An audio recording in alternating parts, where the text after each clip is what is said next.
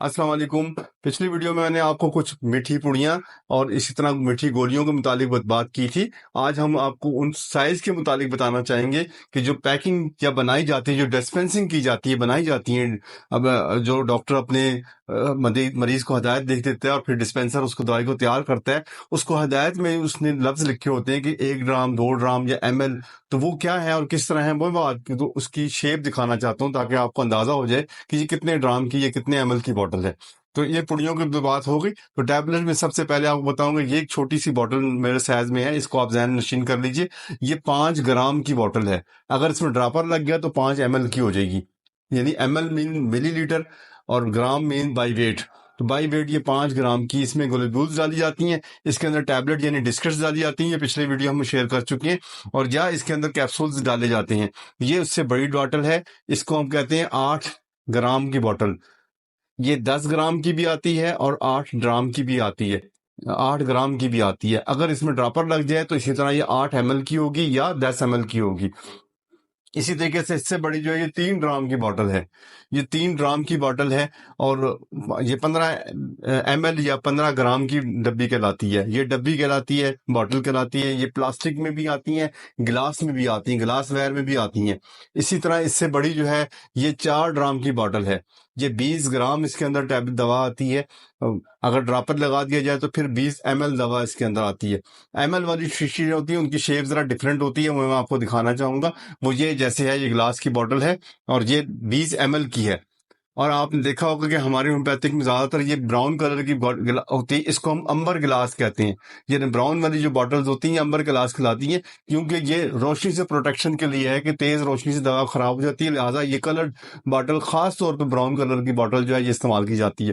یہ اب آج کل پلاسٹک میں بھی آنا شروع ہو گئی ہیں۔ اسی کے علاوہ یہ آپ دیکھتے ہیں، یہ 30 ML کی بوٹل ہے میرے پاس، وہ میں نے اس سے قبل دکھائی، وہ 20 کی تھی، یہ اس سے بڑی شیپ میں، یہ 30 ML کی، یہ کامن استعمال ہوتی ہے۔ 15 دن کی دوائی اگر دینی ہوتی ہے صبح شام، تو یہ 30 ML کی استعمال ہوتی ہے۔ اسی 30 ML میں ایک شیپ یہ بھی آتی ہے، یہ شیپ بھی ہے، یعنی اس کے اوپر ڈراپر اندر فٹڈ ہوتا ہے اور اس کے اندر ڈراپر لگا ہوتا ہے۔ یہ جو امپورٹڈ آ رہی ہیں، جرمن کی آ رہی ہیں، فرانس کی یا سوئٹزرلینڈ کی، وہ یہ 10 ML کی بوٹل ہوتی ہے۔ یہ 10 ML کی بوٹل ہے، یہ 10 ML کی شیپ ہے، یہ بوٹل کا سائز جو ہے وہ 10 ML ہے۔ اس میں جو دوائیں ڈالی جاتی ہیں ان کا استعمال جو مختلف ہوتا ہے۔ بہرحال یہ میں نے آپ کو سائز آج بتایا۔ اس کے علاوہ کچھ جو ٹیبلٹ جیسے یہ ڈسکٹس تھیں، یہ ٹیبلٹ جو تھی میٹھی والی، آج کل جو ہے یہ ٹیبلٹ کچھ آپ کو میں بتانا چاہوں گا کہ وہ کچھ کوٹڈ آ رہی ہیں ٹیبلٹ، یعنی ان کو شوگر کوٹڈ کر دیا جاتا ہے۔ یعنی جس طرح آپ ایلوپیتھک میں دیکھتے ہیں کہ مختلف دوائیں وہ ہوتی ہیں، شوگر کوٹڈ دوائیں ہوتی ہیں، تو اس طرح کی ٹیبلٹس میں آپ کو دکھانا چاہوں گا۔ جیسے مثال ہے، یہ میرے پاس ایک مورنگا ٹیبلٹ موجود ہے، یہ شوگر کوٹڈ ہوئی ہوئی ہے، یعنی اس کے اوپر ایک فلم کوٹڈ یا شوگر کوٹڈ، اس کے اوپر ایک تہ چڑھی ہوئی ہوتی ہے جو اوپر چوسنے سے میٹھا ہوتا ہے، اور کلر اس کا مخصوص فوڈ کلر ڈلا ہوا ہوتا ہے، تو یہ ایک اٹریکٹیو ہوتی ہے پیشنٹ کے لیے۔ پیشنٹ پہچان بھی ان سے کرتا ہے کہ میں نے سبز والی گولی صبح کھائی تھی، لال والی رات کو کھائی تھی، اس طرح مریض کے لیے آسانی ہو جاتی ہے۔ جدید دور میں اب یہ پیکنگ میں شروع ہو گئی، یہی ٹیبلٹ اب اس طرح بلسٹر پیکنگ میں شروع کر دی گئی ہیں۔ اس طریقے سے اس کو لینا اور استعمال کرانا، صبح شام یا صبح شام، یا 1 یا 2 گولی جو ہے وہ استعمال اب یہ آج کل بڑی کثرت کے ساتھ۔ اسی طرح یہ بلسٹر پیکنگ کی ایک شکل یہ ہے، اور ایک شکل اس سے زیادہ ایڈوانس جو ہے وہ یہ ہے، یہ ایلو کی پیکنگ کہلاتی ہے۔ یہ ایلو کی پیکنگ آج کل یہ اس سے زیادہ ایڈوانس یہ چل رہی ہے۔ یہ آپ کا ہومیوپیتھک میں ادویات میں بھی بہت زیادہ جدت آ گئی ہے، اور بالکل ایلوپیتھک کے طرز کے ادویات موجود ہیں۔